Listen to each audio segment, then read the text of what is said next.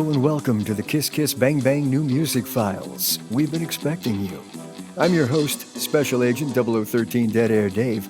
In this episode, we are opening the file on the latest release by the Interrupters, and joining us are Aimee and Kevin of the band. Hey. How is Morro Bay? Morro Bay's fantastic. Thanks for asking. Come on over and jump in the ocean sometime. I've got extra boards and wetsuits, so I can accommodate everybody. So beautiful. It is so great to see you two again. It's been too long. Thank you so much. Good to see you.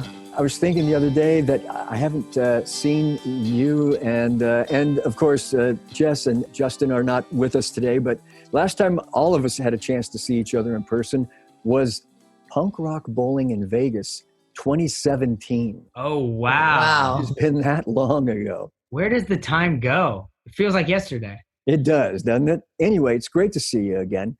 And I feel really fortunate that I've known you and worked around you since, it's like almost 7 years now since Say It Out Loud and By Your Side. So yeah, that's right. It's been a while. Yeah, you've had our back from the beginning. I have. I've been by your side. You've been by our side. I had to say it. But anyway, this is the new music files. And so, of course, we want to dig in and crack open the file on your latest release, In the Wild. I wanted to ask you, Aimee, in particular, I heard that for you, In the Wild is a particularly cathartic collection of music for you. Would you like to tell us about that? Yeah, it is. It's basically In the Wild is an autobiographical journey through my whole life from beginning till now. I really looked at my entire life and I wrote about it. And I didn't mean to write it in order, but we kind of, the way that it worked out, the track listing, it sort of starts at the beginning of my life and sort of ends to current time. So, yeah, it's very deeply personal record, super vulnerable, and it's super personal, but I just feel that it's time to tell my story. So I did. Right on. Very nice. So Kevin, how did you and the twins then take this emotional bunch of music and tailor it into an Interrupters album with the sound that we all know from you guys? Well, before we make a record, we always go through an inventory of every little bit of everything we've written up to this point and kind of pick the ones that are sticking out to us as potential songs for an album. So once we had that big bulk, we were actually simultaneously, we had just released a live album. We were working on a film to go along with that had documentary footage. So at the time, we're going through footage from our entire lives and kind of figuring out a way to tell our story intermixed with this live album, like live movie. And in doing that, we kind of realized that some of the songs that were like the anchor songs of the album were these stories and these vignettes from Aimee's life. And as we realized that, she was kind of like gravitating more towards all of those kind of personal songs. And it was one of those things where, as her family and her band, we had her back 100%. And we kept saying, this is the fourth record, now or never, like when, if we don't do it now, when are we going to do it? And we kind of had that kind of support system built in, but also just the songs she was writing were coming from such a place where it was like, it just felt so personal, real, and authentic that it's like, that was the inspiration that we followed in making the record. So it kind of gave us this purpose and it gave us this kind of bigger picture to kind of aim towards. Yeah, like for example, if we had a song, and we did have many songs that were awesome and that are awesome, but it didn't fit with the theme of my story that I wanted to tell. So it didn't make this record because it's like, well, is that really part of my story or is that just an awesome song? And we cut some really awesome songs because it just didn't fit the story that we wanted to tell. So those songs that didn't make the album, are they going to be released later as singles, or are you going to hold them for the next record? Yeah, definitely. There's some ones that are for sure going to make the next record. Yeah, and like I said, every time we make a record, we do the full inventory of everything we've ever written, and those songs will be the first ones on the list to get their shot. Well, all right. It's great to know there's some fantastic songs that we get to hear when the next album comes out, I guess. If you come over to our house, we'll turn on the, play you some demos. We'll have a little fire pit and we'll play you some stuff that didn't make the record. Sounds perfect. With some tacos, maybe. And definitely some tacos. All right. Fantastic. You also touched on, during this process, the documentary that you made. This is family, right? This is my family. This is my family. Can you touch on that a little bit more? And where can people see that? Well, you can watch it on YouTube. Okay. Which I'm happy about, that it's just easy to watch, you know? Yeah, it's accessible to it's everyone. accessible to everyone, and it's free. Kevin Kerslake did that movie. He directed it, and he's awesome. He's so awesome. Kevin Kerslake also just directed our new music video for In the Mirror. It basically, that movie is a live show that we did in Tokyo, an album that we did went along with it called Live in Tokyo. So it's a live show. And then in between the live show, we have little vignettes of letting people kind of know our stories, where we came from, our childhood, our upbringings. There's clips of Kevin and the twins at like 8 years old playing like a Green Day cover song. Like they were a three-piece before they met me, you know? Yes, but we were no good. And you know, the interesting thing about that is we had this concert like on film, and we were putting out the live record. We basically hit up Kevin Kerslake and we said, look, we have all of this footage of us throughout our lives. We have like these interviews we've done. We just want to send it to you and see if you can make something out of it. And the first cut we got back, we were like, oh, whoa, there's like, we didn't picture it as much of the story as it was when it came back. And then once it came back, our kind of like antennas went up of like, oh, this is such a great way to let people who don't know about our band know our story. And then fans of ours who've been following us for a while to get a little bit more of us personally. And we were just so stoked with the way it turned out. Yeah. And Aimee, I have to say, it's so fantastic that you found those three clowns, because apparently without you, they were awful. Oh, yeah, Yes. no. Yes, from his own mouth, Kevin has said it. And you were playing Green Day covers with your brothers? We were, so if you watch the movie, yeah, we were playing Green Day covers. We play like half a Sublime song. We were just kind of like trying to figure out how to play. So you can't really tell what it is, to be totally honest. You hear 1, 2, 3, 4, and then it's just a mess. But we're kind of, I mean, I'm going to say it. We're kind of adorable, you know, we're little, our instruments are way too big for us, and we're just trying to like get through it. You know, it's so funny because as the older brother, there was like, man, we would finish a song and then there would just be me like, you guys totally messed it up. What are you doing? And then I'm like looking at myself like, oh my gosh, I hope the twins don't have like deep-rooted trauma associated with my like band dadness at 11 years old, you know? Like, I'm sure you three were absolutely adorable. Yes, without a doubt. I really think, though, and you tell me, but it seems surreal that as kids, you guys were playing Green Day covers. And now, as a successful band, you have toured with Green Day. I mean, what did that feel like to you? I mean, this is one of those things that, like, since we started the band, we have these moments of just, like, very existential, like, you have to step out of them and really appreciate them. I mean, our first tour was with Rancid. We all grew up loving Rancid. Tim produced our first 3 records.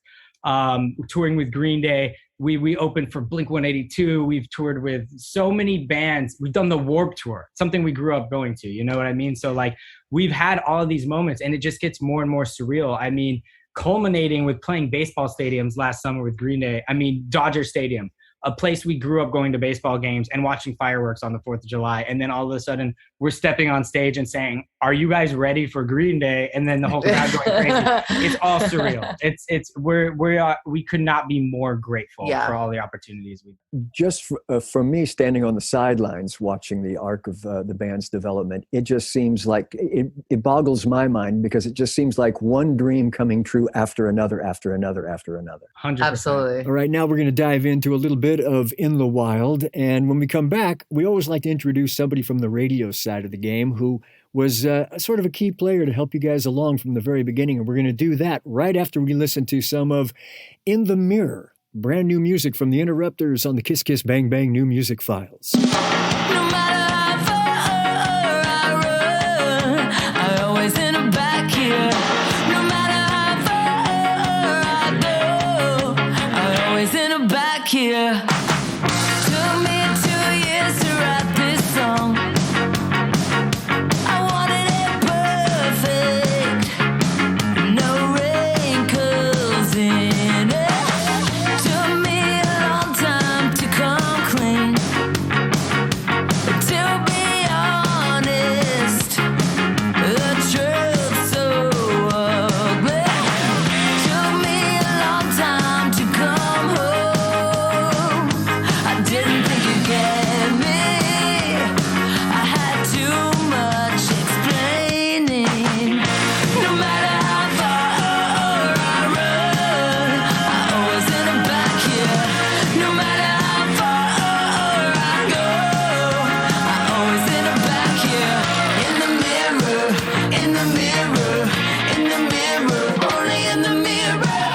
that is a little taste of In the Mirror. That's from the new album, In the Wild, by the Interrupters, and they are our guests today on the Kiss Kiss Bang Bang New Music Files. And joining us now from the radio game, a key player who was there from the beginning as well, Nerf from KTCL in Denver. How you doing? I'm doing great, man. I'm here. I'm talking to Dead Air Dave, the legendary Dead Air Dave. How could I be anything but fantastic? Where do I have to mail that check to?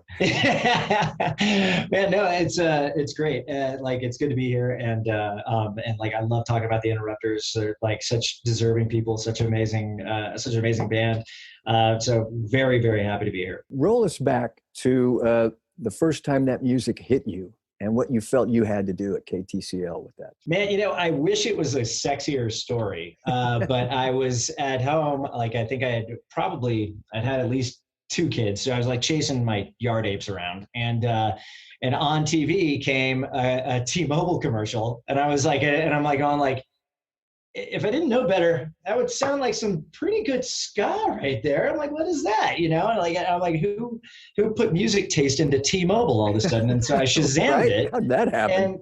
And I was like, Interrupters, okay. And I checked it out, and I was like, oh my God, this is great. And they've got a bunch of great music, and it's like, and it was like, I hate to say that I got it from a T-Mobile ad, but I did. And like, which is good. It's like some bands look at like commercial syncs as just a payday, but like, they do get exposure, and sometimes they meet the right ears. And it so really is the incredible thing about the current paradigm is that there are so many platforms for people to discover great music. And case in point, there you were, grabbed by the ears with a TV commercial. But it really, look how it blossomed. So at that point, after you heard the song and you decided this is going on the air? No. Well, see, at about the same time, we were launching Punk Tacos, which is our side channel on KTCL. And so, and Punk Tacos, we're like, especially back then, no one was listening, so we could do whatever we wanted. And like, finding like the coolest stuff, was that's all we were doing. It was just like a passion gig. So if we liked it and it fit into the neighborhood of punk rock at all, you could totally throw it on there. And so, I found the song, put it on there, and I think we played probably 3 singles before She's Kerosene. So like, we had a pretty big Interrupters catalog going, and had already just totally fallen head over heels in love with the band. So then we added She's Kerosene to Punk Tacos, like pretty much right after it came out.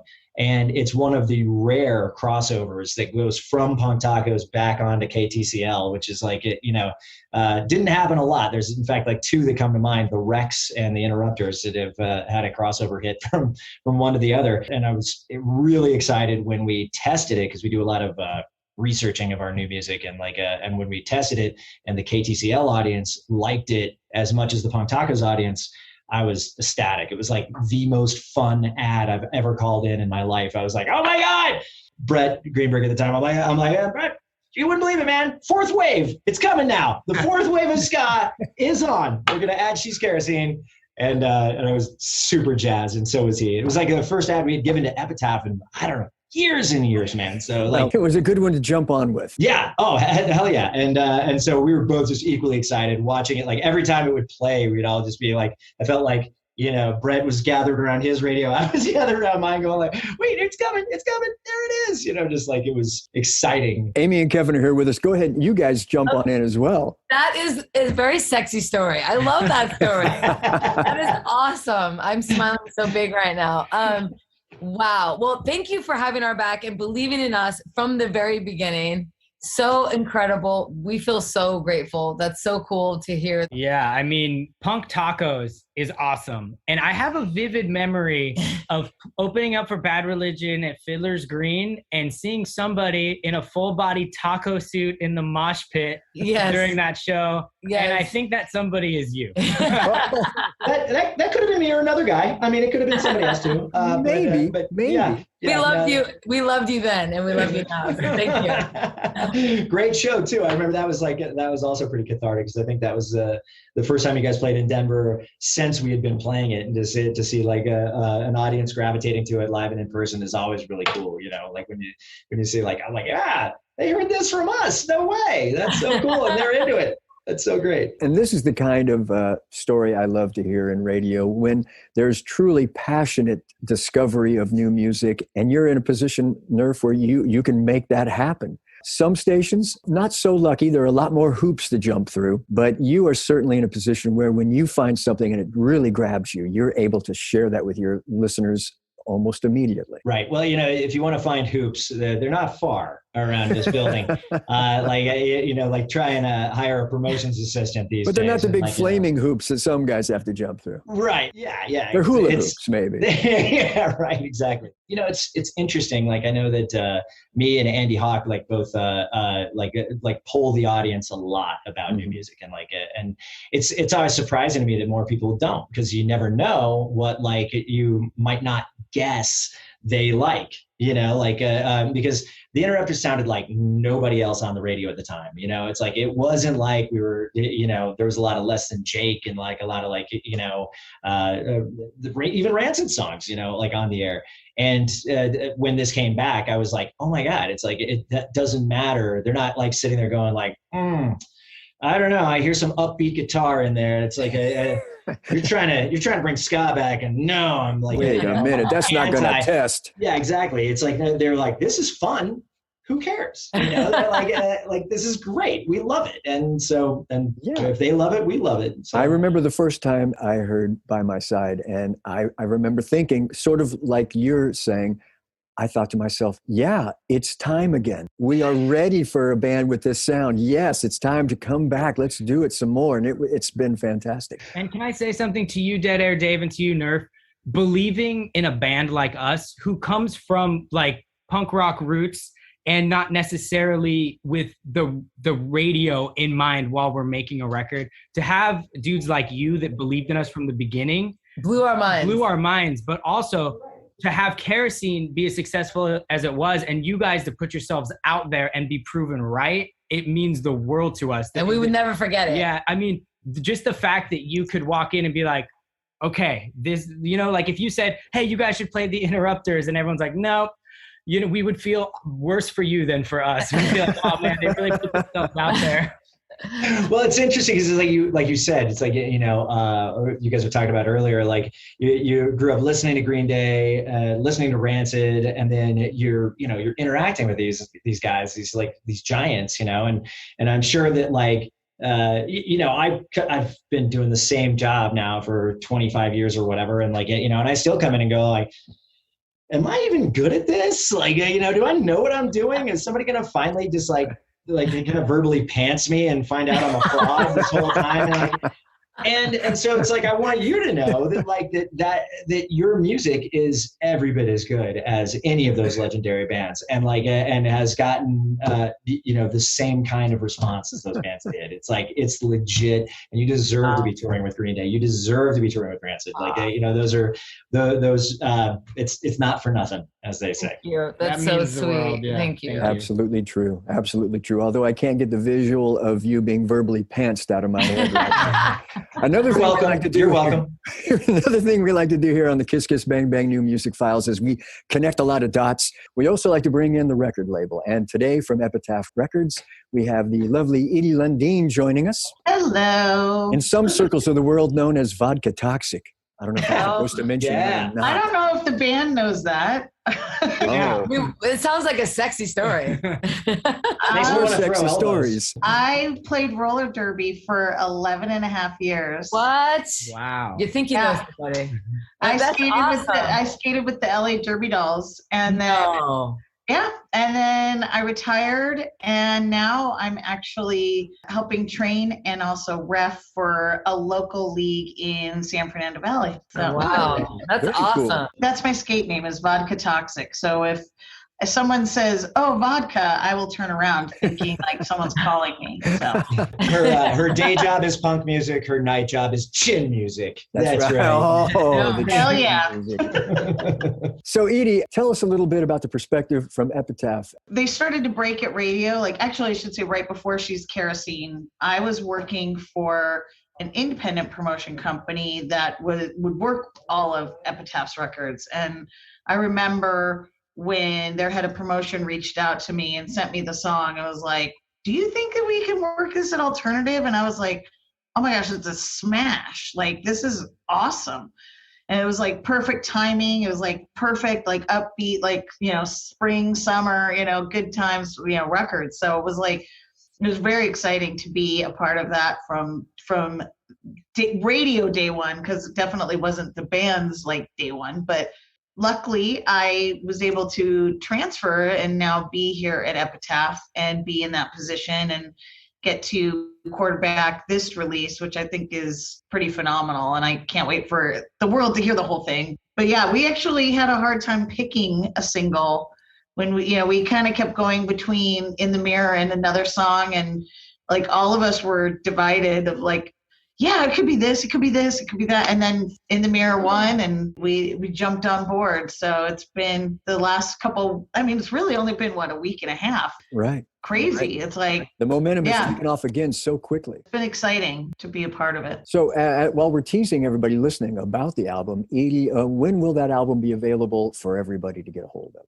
August 5th. Yeah, I was like, oh, I'm going to say the wrong date. August 5th. All right. We're definitely looking forward to that. We'll be dropping a new single probably ahead of that as well. So you'll get a little taste before the full album comes out too. So fantastic. And also in the meantime, you guys are heading off to hit the road, a co-headlining tour with Flogging Molly. That's yes. Right. Who else is on that lineup? So it's us and Flogging Molly co-headlining, and then we're bringing Tiger Army and the Skints. The Skints are from England. They're awesome. Tiger Army, also awesome. Used to be on Hellcat. And it's a really cool, eclectic, fun night of music. We're super stoked on it. And we're coming, I think, kind of near Morro Bay, right? You are. You're going to be in my neighborhood on September 21st. Yeah, and that venue's beautiful. It's right Vina there. Robles Amphitheater is gorgeous, so it's going to be a great night. I will be there for sure. I'll have to come up for that one. I'm all about that. Yeah, Go wine come on up the tasting coast. as well. Yeah, absolutely. I like the way this year's planning out already.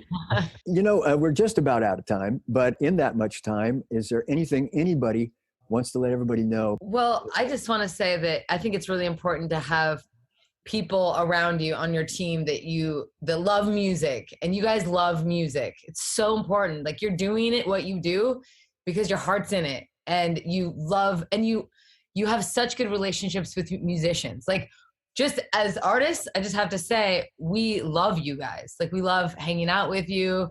Like, you're fun. You love music. We can talk music and tacos. And that's right. And I think it's cool, and it's actually quite rare. So thank you for being who you are in this business. Vice versa, man. Thank you guys for being incredible musicians and writers and creatives, and just wonderful people to hang out with. It's like the feeling is mutual. It's like there's a lot of love. We talk about a lot of music a lot, but when we talk about bands and the people in those bands, and you guys come up, it's like everybody on Punk Tacos and on KTCL just beams, because you guys are just wonderful people. Wow, thank you. Easy to support. Nerf, thanks for joining us today from KTCL in Denver. You're very welcome. Thank you. Edie, it's always a pleasure. Thanks so much for being with us there from the headquarters at Epitaph. Love you, Edie. You're welcome. Love you guys. And Aimee, Kevin, say hi to Jess and Justin for me as well. And I absolutely look forward to seeing you on the coast when you hit the road. And everybody should look forward to seeing them. I believe the tour starts in June. Yes, early June is the first leg, and then that goes through the 4th of July, and then the second leg is September. All right, fantastic. And the new album, In the Wild, is available for everybody August 5th. So thanks so much again for joining us today on the Kiss Kiss Bang Bang New Music Files. Thank you so much for having us. Hey, thanks for listening to the Kiss Kiss Bang Bang New Music Files. Powered by Uncle Promo in association with Osiris Media. And please remember to subscribe. I'm your host, Dead Air Dave. I'll catch you next time. Our theme music was written and performed by Los Angeles band Love Ghost. Bye. Bye.